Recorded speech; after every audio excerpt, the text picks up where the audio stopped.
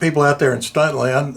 I'm Tom Dixon. I hope this shows up on Sparky's Stunt Hanger like it's supposed to in a few days. And I'm sure Sparky will want you to like, subscribe, all that other stuff that Sparky usually does.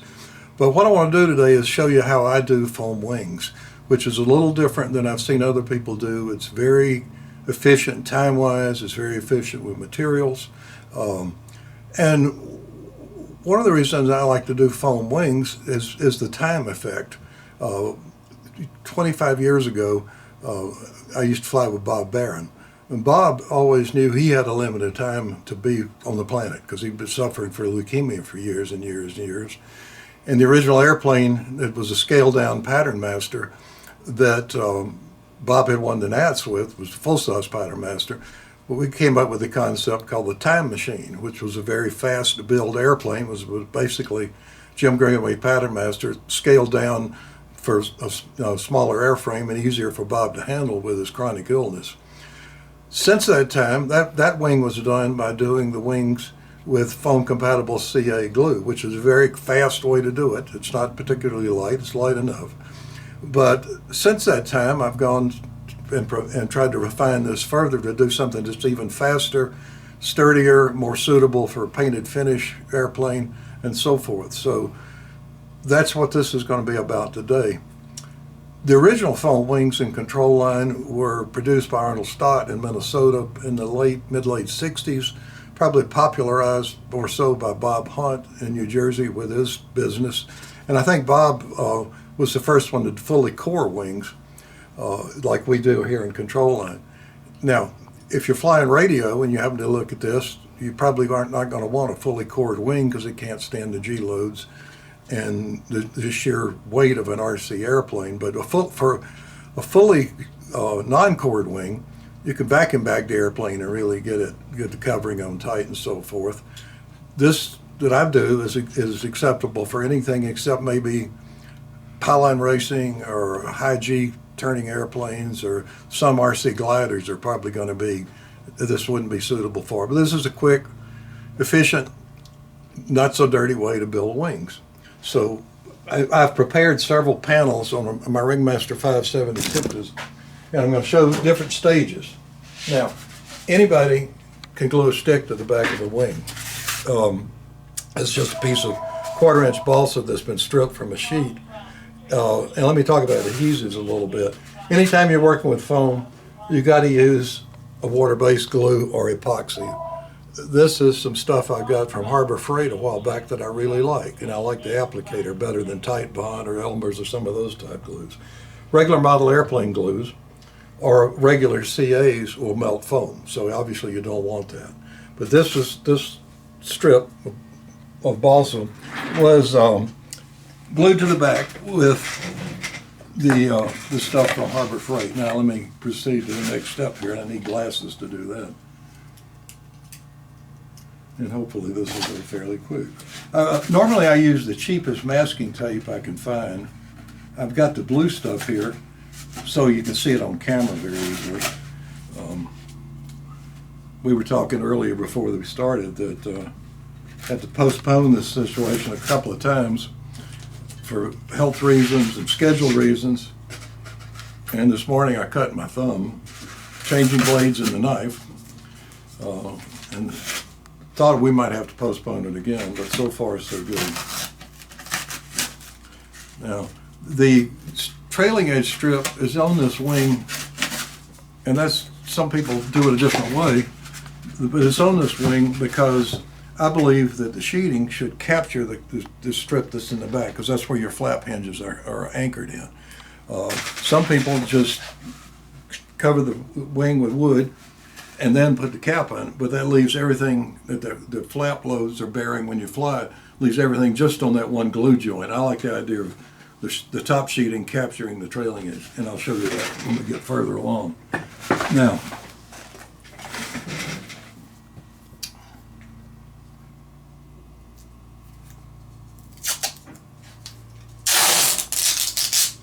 this tape is there as a carving and sanding guard, and I taped that 1/16 or 1/8 of an inch or thereabouts in front of the foam, or in front of the wood on the foam. This is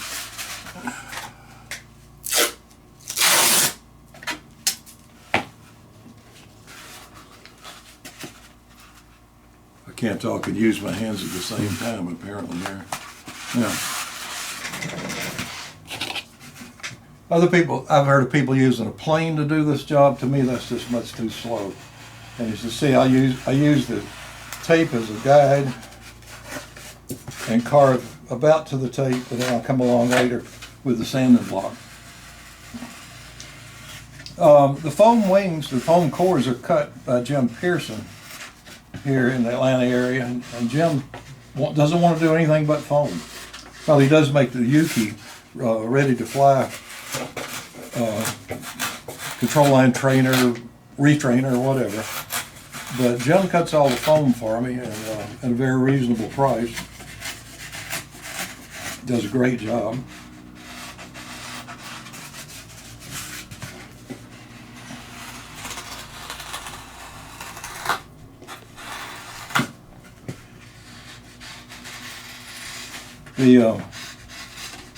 The people, other people here, there's Trevor Sayer, who's a local Atlanta flyer, who's bought some of my products, I'm pleased to say, and he still talks to me, so I guess that's a good thing.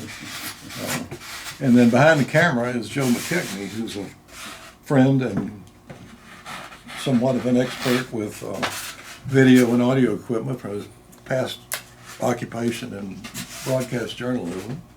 Now, if y'all want to jump in here and say anything that the mic will pick up, feel free. But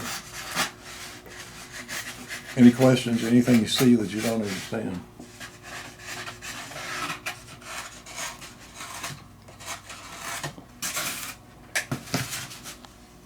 And I can tell the high spots by just sighting down it. And I normally, at this stage, take the sanding bars. These came from Great Plains, but they're now being sold again by Dubro. They were off the market for a while, but they're the greatest things in the world to have. I just get regular 9x11 sheets of sandpaper, spray contact cement on the bar and slap on the paper, and then tear it off at the edges. So I got one marked 36, one marked 60, and one marked 80 grit.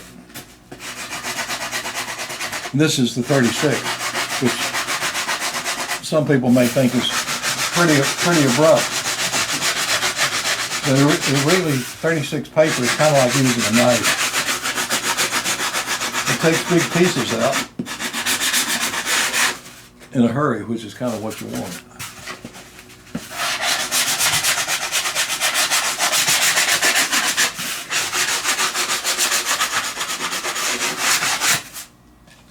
Yeah, I cleaned it up with a 60 grit. To change the sandpaper grits on these bars, use a metal aluminum baking pan thing that you get at the grocery store or discount stores or whatever, but big enough to put lacquer thinner in it, about a ½ inch deep, and just put the bar in it, let it soak for a few minutes, and peel the paper off. Let it dry, or blow it dry with a heat gun, and then shoot more contacts on it and put another piece of sandpaper on. Let it set for 10-15 minutes to make sure the contact cement is set and you're ready to go. And that's where we are at the point of being ready to put the sheeting on the core here. I'm going to switch to something else in a moment.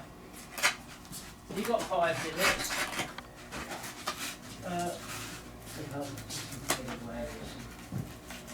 Yeah, we've got a try.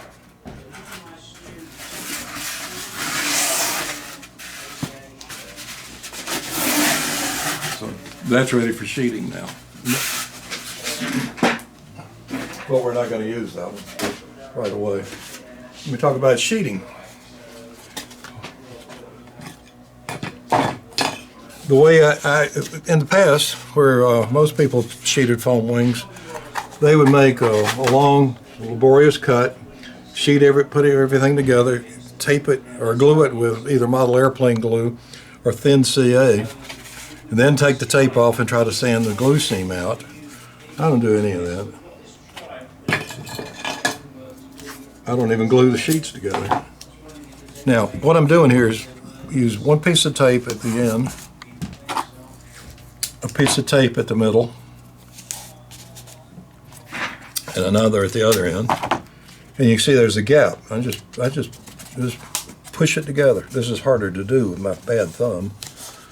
Then another piece of tape to back it up.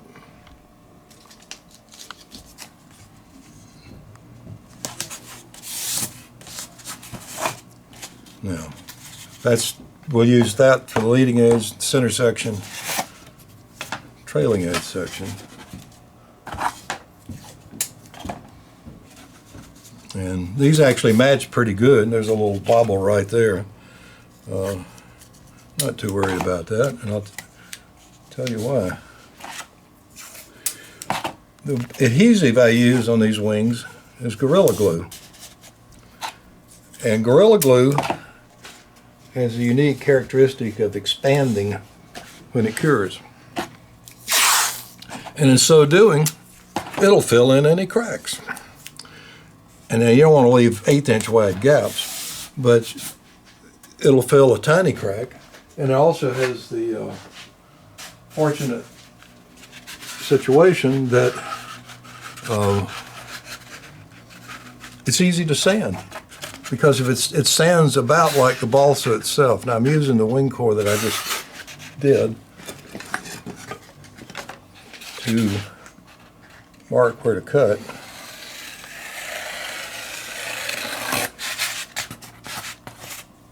And we got the top sheet done for that side. Now we'll take another 2 sheets.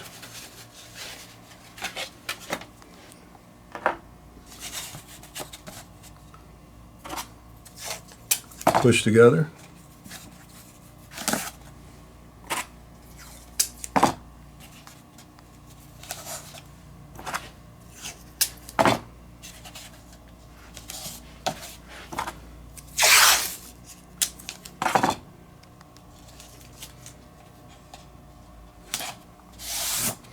And then our leftover piece goes here. And I always have to double check this, because sure in the world I'm going to make 2 tops or 2 bottoms, and that one needs to go that way.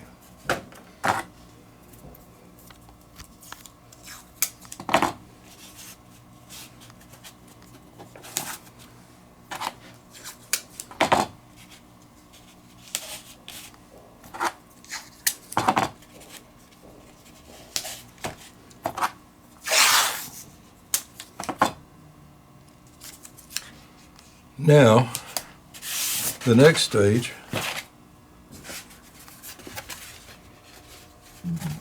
is to wipe the cores down. Some people like to vacuum either the cores or wipe the wood down. Either vacuum the wood or vacuum the foam. I just dampen a paper towel slightly with denatured alcohol. Denatured alcohol because it won't attack the foam. And it's damp enough it'll pick up the dust. And then I can do the foam core at the same time. If you use water, of course it'll get absorbed into the wood that you're using. If you wipe the core completely dry, you develop static electricity and just attract the same dust you just tried to wipe off of it. So we'll set that one aside for now.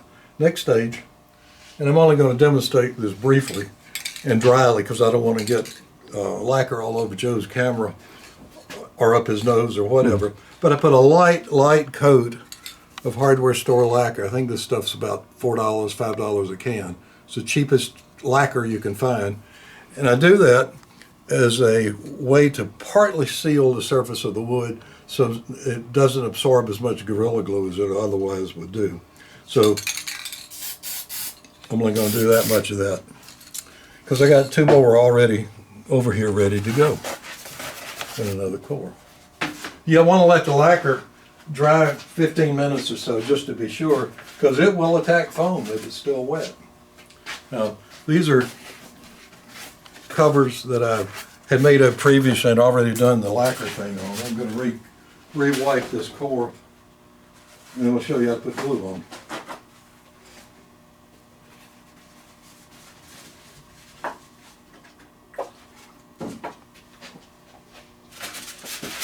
On the Ringmaster wings here, since there's only a 1/2 inch of paper, I marked the inside R for root and T for tip,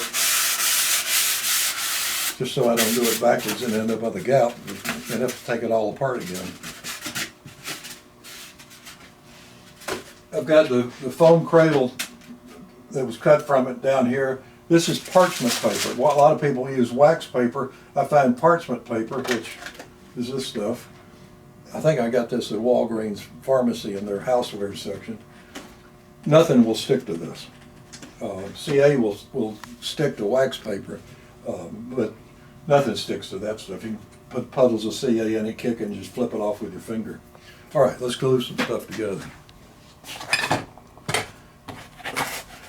You see here, I've got, that's going to be the top sheet, and this is going to be the bottom sheet, and I've got my cores already oriented in that direction. So it's time to get out the Gorilla Glue.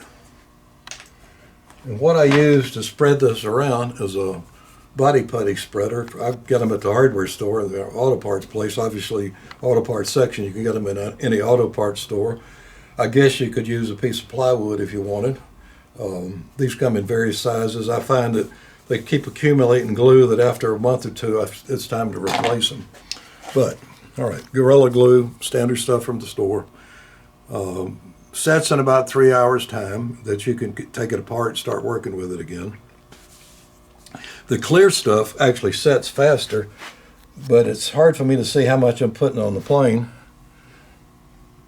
You know, and if I'm leaving any gaps in it anywhere because it's colorless. Now, I've got to make sure I try to go right down the leading edges, trailing edges, and more or less where the joints are. If you, and I put that back in there upside down so it'll be ready the next time around. I'm working on cardboard on a piece of shelving underneath here to give me a straight, stable surface.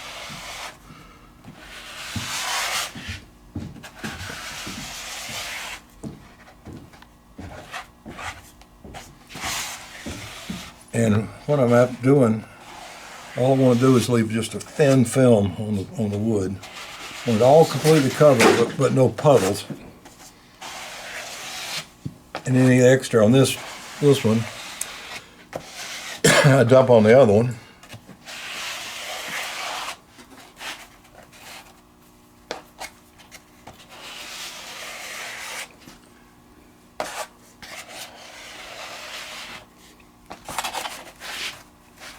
Pick that up and place it. The trailing edge just hanging over the edge there.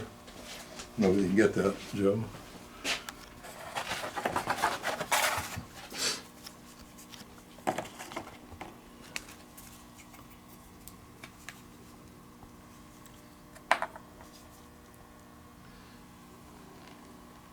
That's just Gorilla Glue, is it? Yeah. Tom? Yeah. Just standard Gorilla Glue. Okay. I was saying the clear stuff actually cures faster, but it's hard for me to know how much I'm putting on here because it's colorless. Yeah. It's also a little more expensive. With Gorilla Glue, you don't want to have a lot of it sitting around because once the top's cut off of it and exposed to air, it'll harden in the container in 2 or 3 weeks max. So you don't want to buy the big containers of Gorilla Glue, right, even if it's $1 savings here and there. And then the extra just goes in the trash can. You can see where I've been doing this before.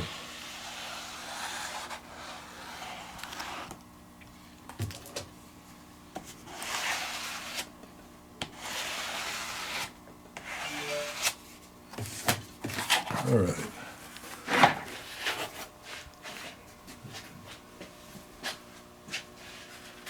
Put the cord in.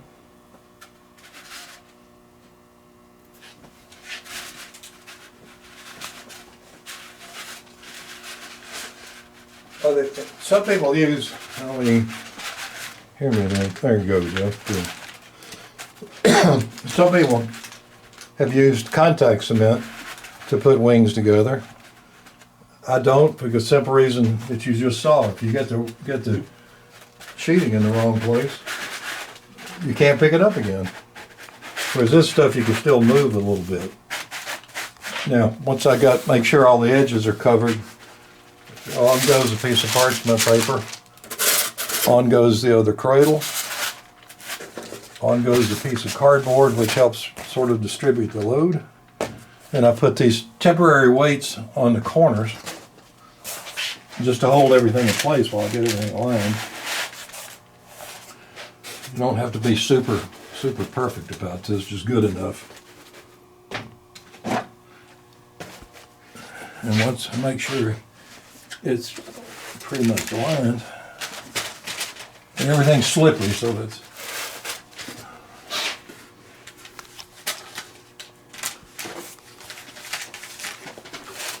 close enough.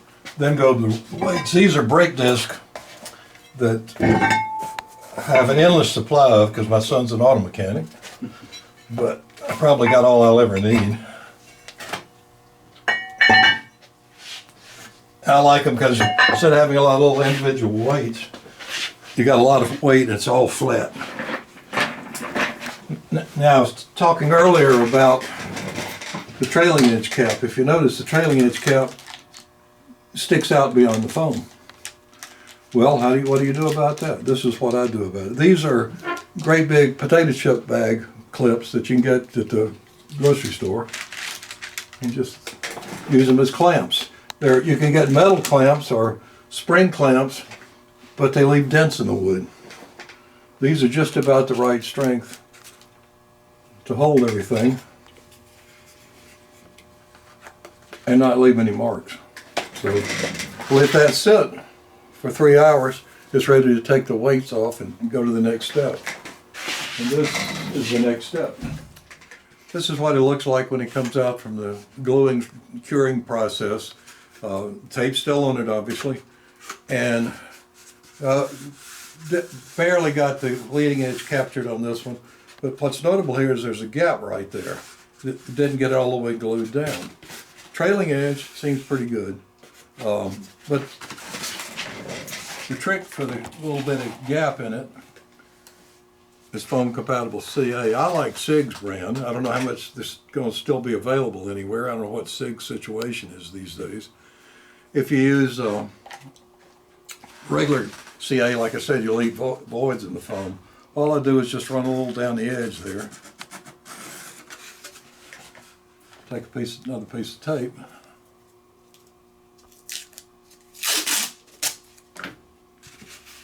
And pull it together.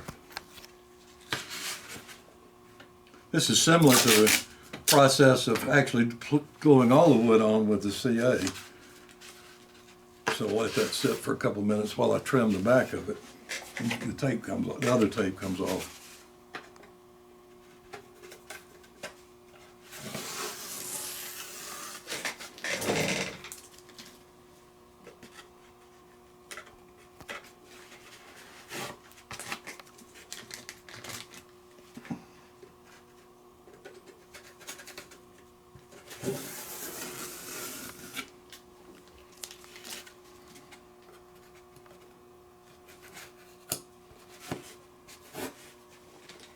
This blue tape tends to leave, if it's been sitting on a piece of work for a while, it'll tend to leave little blue spots, but they come off when you sand the wing.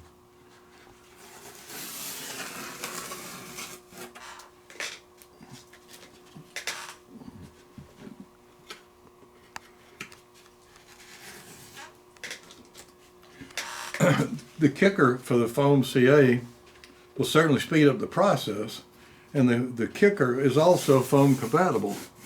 There's a kind of a problem with it though, and that when you use kicker on foam, the kicker makes the CA go off faster. When the CA goes off faster, it develops heat, and you can actually get voids in the foam, not from the chemical process, but from the heating process. So you want to minimize the use of kicker if you can.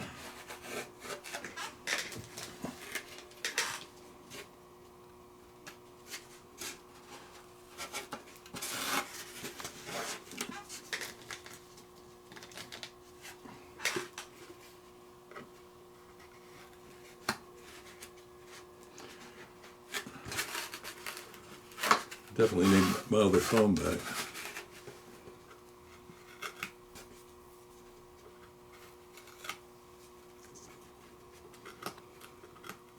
A little bit of glue came through the crack there, which is why that's reluctant to come off of there. All right, now, this has already been fairly well trimmed from where it was put together, but take a little bit more off of it.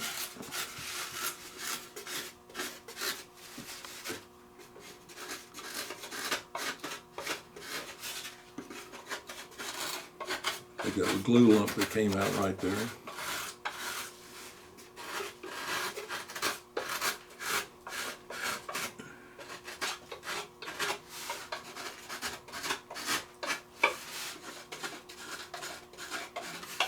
Normally when I'm doing kits, I'll do one wing like this and set it aside to cure. Then trace and cut out all the parts that go, the wooden parts that go in the kit. And by the time it's done and have lunch, whatever, come back, it's time to do the other wing.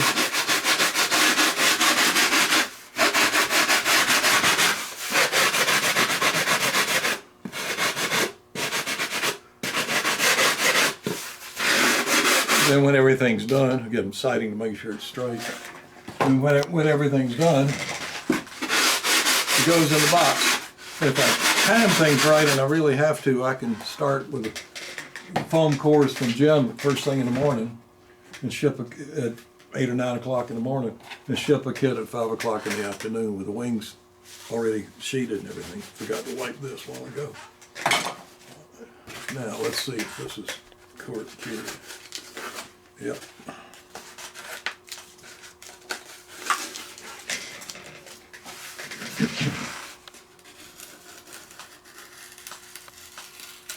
If you're a little squeamish about carving a wood and foam, you put a piece of protective tape down the top or whatever it takes to make it feel more secure. I've done this so many times that I get it right most of the time.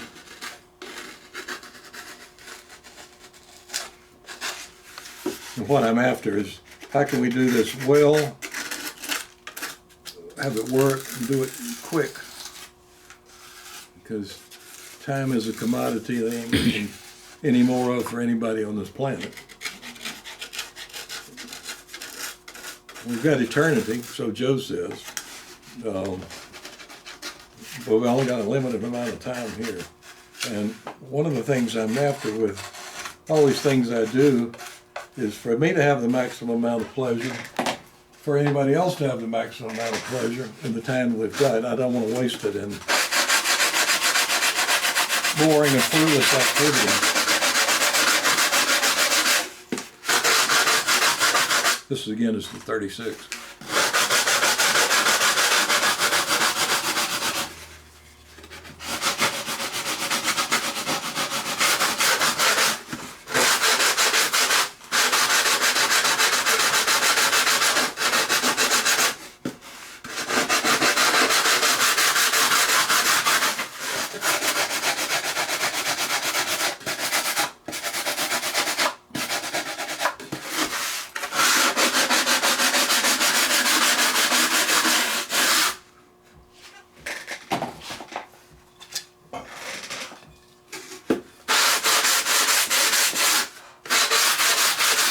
That's 80 grit. That last little piece of wood and glue there, it's easy to trim with a knife. All right. Get the dry side of the towel, wipe it off. Leading edge piece, just 1/4 inch by whatever, strip from a piece of contest balsa. If I'm in a hurry, I'll do this with a CA. I'm not in that big of a hurry. So I'll go back to the white stuff.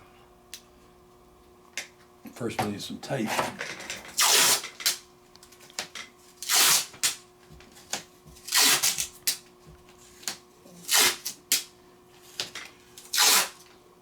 I have yet to find anybody who recycles masking tape. Would sure be nice, because I go through an awful lot of it. It's only usable one time. What? The man's laughing like he's had experience.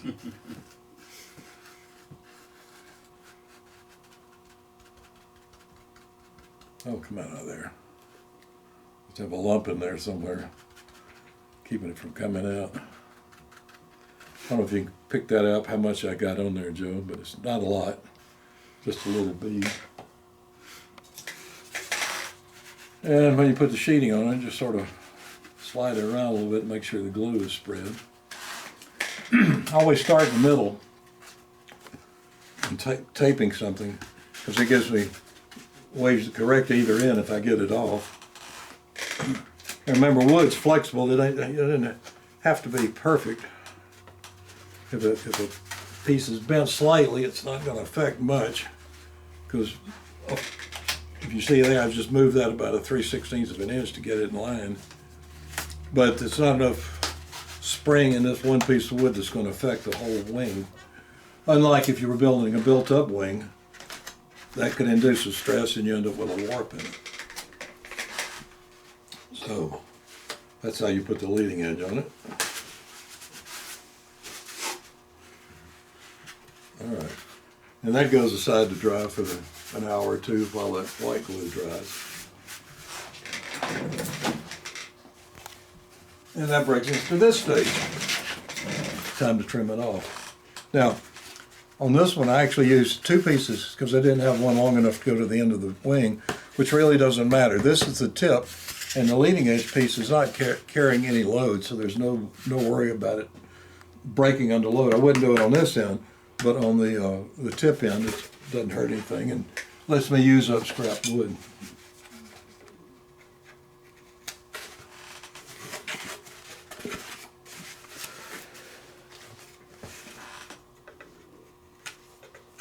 The spectators are spellbound. There's no questions, no nothing.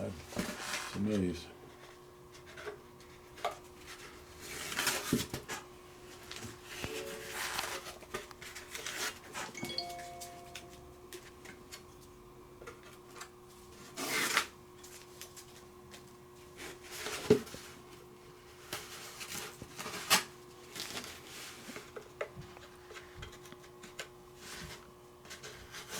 I didn't know the hardest part of this was going to be getting the tape off. Bandage on my finger.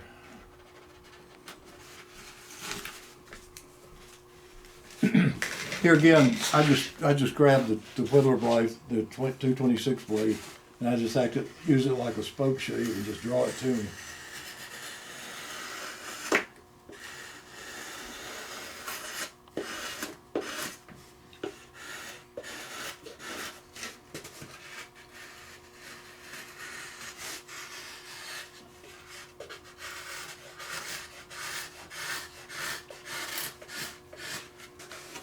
Trevor, you missed a little bit of this while ago. Was there anything you might have missed that you got a question about? No, I'm good at the moment, thanks.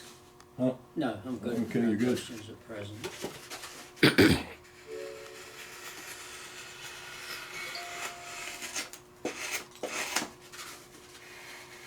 Over in the corner, I have an ancient adjuster jig for building built-up wings. And needless to say, I don't use it much anymore, because I can do this process, as you can see, not accounting for the time for the glue to set. You can do a whole wing panel in less time than it takes to even carve a set of ribs if you're stack cutting them.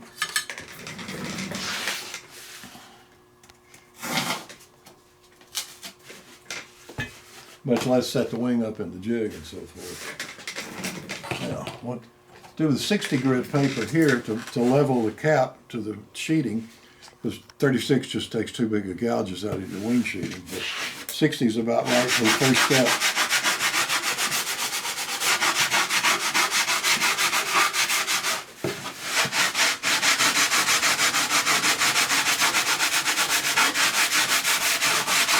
This is how it gets so dusty down here, and you're starting to cough, I could tell.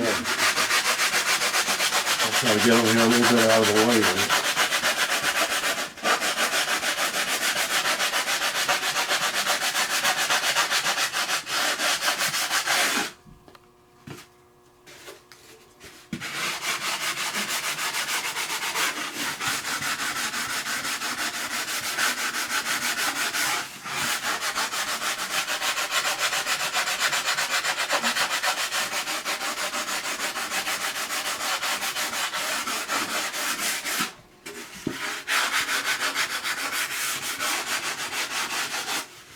when I cut kits for people, and this wing goes in a kit, I just leave the wing blunt like this because everybody has their own idea of what shape they want the leading edge to be.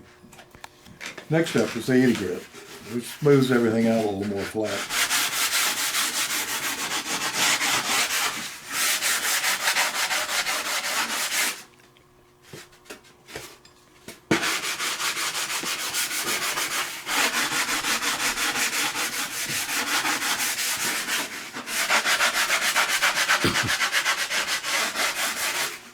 Oh, I've got a mask over here if you want it. Mm-hmm.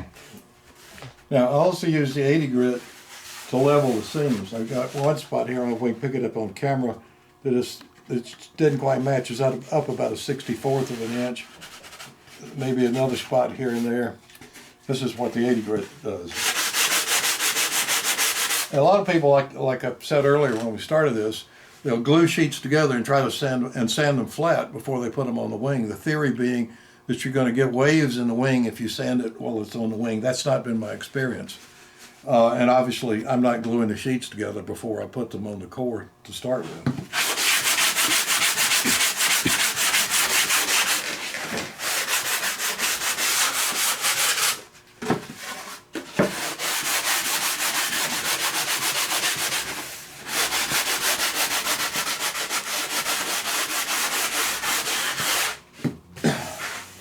Now, you can look at the wing and see high spots here and there, but the real test is run over with your fingertips, because your fingertips are actually more sensitive than your eyes are, particularly if your eyes are as old as mine are. Another spot where it's that right here. A little bit of tape residue here.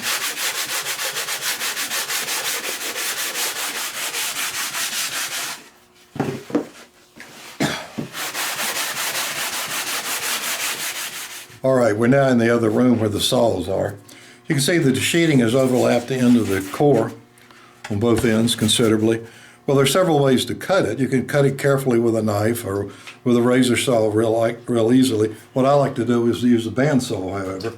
If you're new at this, it might help to put a piece of tape over it to make sure you don't go beyond the tape, because you kind of got to angle it and look when you cut. But this is what we're going to do here. Start with whatever. That broke off the end. It didn't break anywhere else. All right, here's the.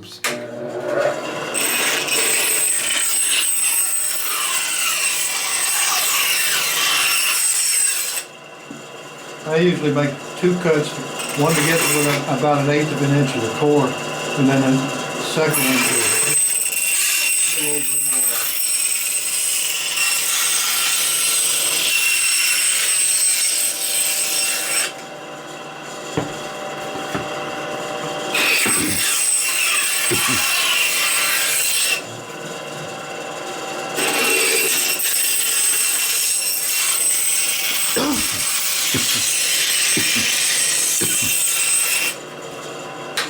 All right, we've got the ends trimmed in the bandsaw, and that leaves about a 1/16, 1/8 of an inch, whatever. Go back to the 36 grit again, because that will sand the end grain. It'll be here forever, anything that's a finer grit than that. So we're going to make even more dust. It's just a light touch and bringing the wood down to the foam.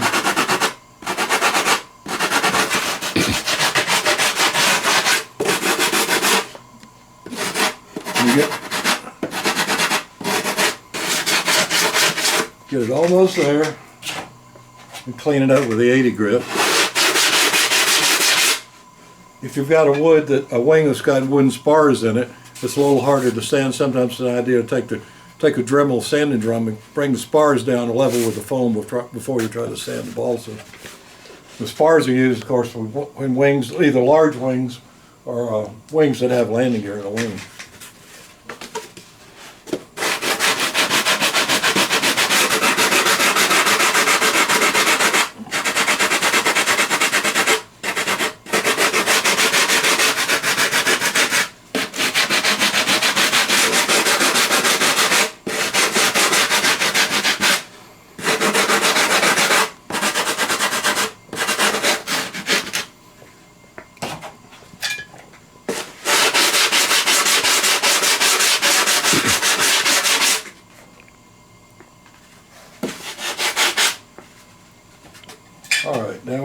we're almost done. The next step of this, I'm not going to sand this completely, simply for the sake of not making dust all over everybody. But at this stage, somewhere out here I have it, 400, yeah, 220. At this stage, I go over the entire wing using 220 with my hand, which makes a lot of fine dust. And then 320. Thought I had some 320 paper here somewhere. 320. And then finally, 400.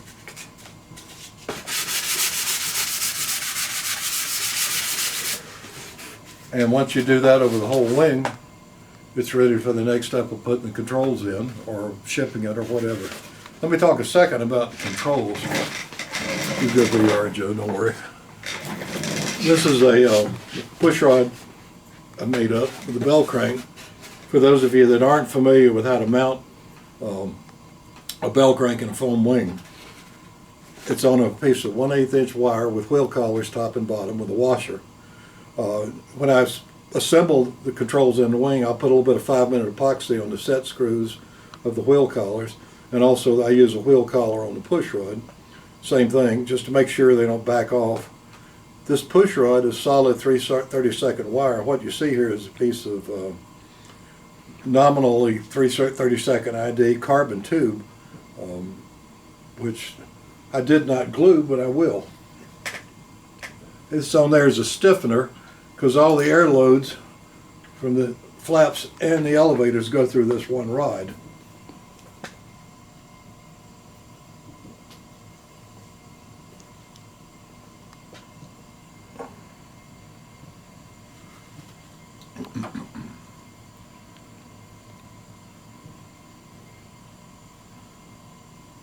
And where's the kicker?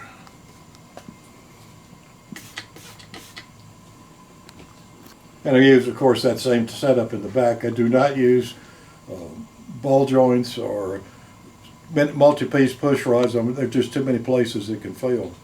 There's your stiffener glued to the wire permanently. To mount it, of course, you have to cut out. You have to cut out for the bell crank to actually swing.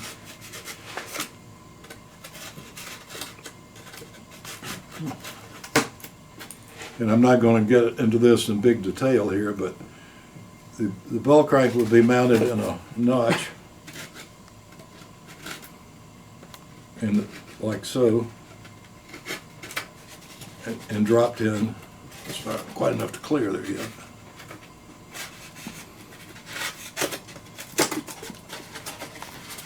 Basically like that. Now it needs to be cleared back here for the push rod.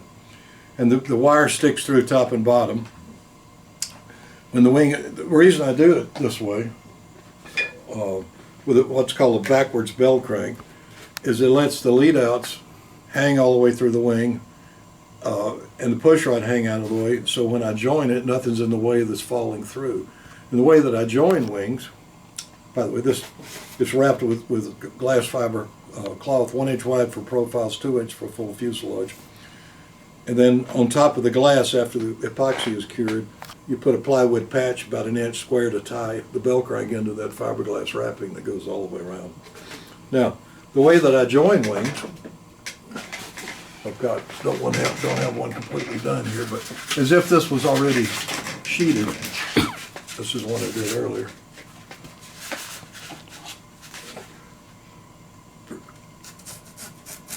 Pretend it's already got balsa all the way around it, and the controls are inside. And you sand, make sure the two wings match, that there's no dihedral or droop or lean forward, lean back. Sometimes that takes 2 or 3 sandings to get that exactly right. Controls tacked into the wing with 5-minute epoxy. Then after that's set, 5-minute epoxy goes around here. And the other wing panel just sits on top. And I hold it there for 5 minutes. Now I can sight down the edges to make sure there's no droop. but most of the time it's pretty accurate. I actually leave it sitting against the floor and then press just a little. And a lot of people ask, why do you glue the wings together with 5-minute epoxy? Is that strong enough? And to be honest with you, I've never seen any 5-minute epoxy that wasn't a lot stronger than balsa wood or foam. So there's no reason to use the slow cure epoxy to basically join the panels. Now, when I put the glass cloth around it, I use a slow setting epoxy, and brush it on with an acid brush or something similar, and heat it with a heat gun so it can be spread around and it'll penetrate in the wood, penetrate the cloth, and soak in. And that's where your strength is. It's not that initial joint with 5-minute epoxy, but it's in the glass cloth, which basically ties the whole wing together. When you put the tips on it, it's really strong. It will not, hardly will flex at all, no matter what you do. On the outboard end, you have to make a slot for the lead outs if you've got adjustable lead outs and the foam spar is too close to the front. You can use a hacksaw blade, a hot screwdriver, any number of things you can do to make a slot about that far in the wing for the lead outs. And that's pretty much it. Trying to think if there's anything I haven't covered.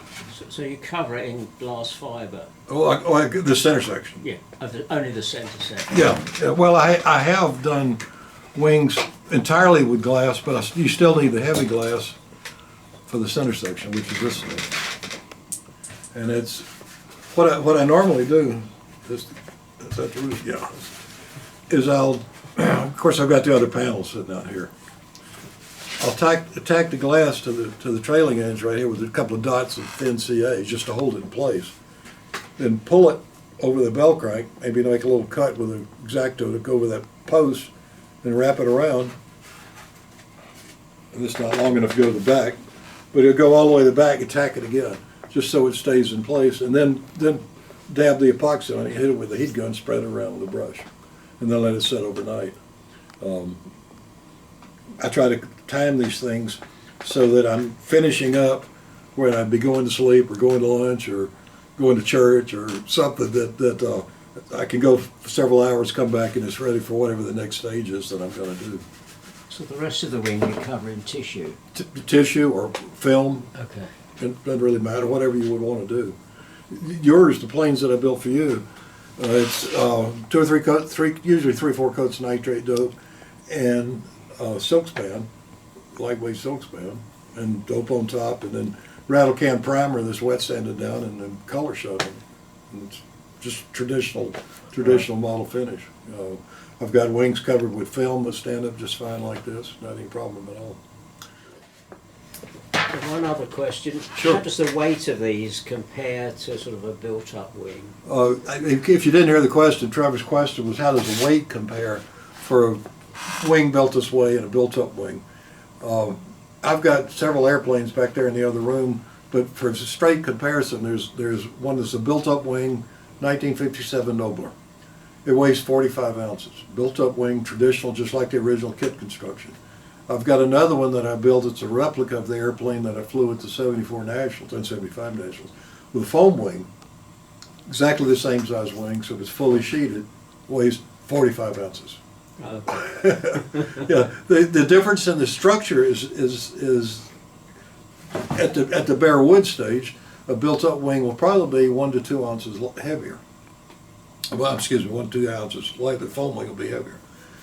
At the finishing stage, though, they're about the same because you can sand more paint off the solid wood wing, and whereas the built-up, you're leaving a lot on the open bay covering. Now, if you're covering with film and you're covering a built-up wing versus a foam wing, then probably it's going to be an ounce or 2 lighter. But it's not a negligible. It's a negligible amount of weight of wood for a weight for the whole airplane. That's the difference, and you could probably get it back somewhere else with a lighter muffler or lighter wheels or something else. But the time, the strength, the quickness of build, the accuracy, the warp freeness of this, the fact that you can drop a screwdriver out of your pocket and it won't go through, these are all big pluses for foam wings. But the biggest, I think, of all is time. And you've seen what I've done here. And if you took out the time for the glue to dry, it's still only hands-on, 30, 45 minutes we've been here talking, something like that. Those of you that'll see this on Sparky's YouTube channel, I'm sure he'll, like I said earlier, he'll appreciate comments, subscription, so forth and so on. If you have any questions or comments to me, you can get my address either from Sparky's vendor section, or my name and address and phone number and all that stuff is listed in the Brodak catalog. I'm easy to find. I do business by phone. Do not send me an email. It's my wife's email. She won't show it to me. Don't text me, because my phone gets text 24 hours later for some strange reason. But if there are questions you have about this, please call me, get in touch. I'll be glad to answer. Hope you guys enjoyed it, got something out of this. That's it.